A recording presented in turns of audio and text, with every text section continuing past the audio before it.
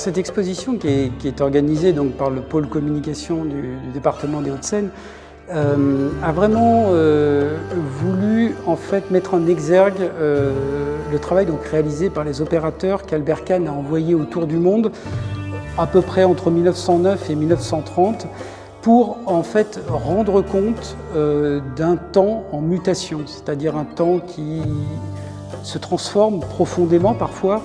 Et l'idée était donc de fixer ces transformations, de fixer à la fois ce qui allait rester, ce qui émergeait, et dans un esprit de grande universalité. C'est-à-dire qu'essentiellement, ce qui transparaît, ce qui est le cœur de l'œuvre d'Albert Kahn, c'est l'universalité de l'homme, l'universalité de l'ensemble des civilisations qui dialoguent, qui communiquent les unes avec les autres. Et en fait, l'idée était de voyager autour du monde à la rencontre justement de ces civilisations.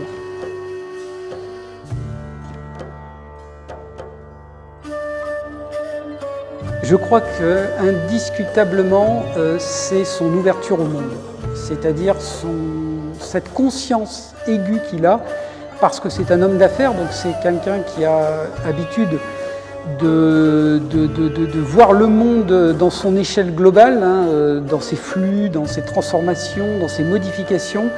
Et je crois que voilà, c'est cette universalité et ce qui aujourd'hui est une question cruciale, hein, c'est-à-dire qu'effectivement, nous avons des cultures qui dialoguent, des cultures qui se répondent, des choses qui se transforment. Donc c'est d'illustrer finalement le vivant dans l'universel et l'universel dans le vivant. Et ça, je crois que c'est très fort dans cette exposition.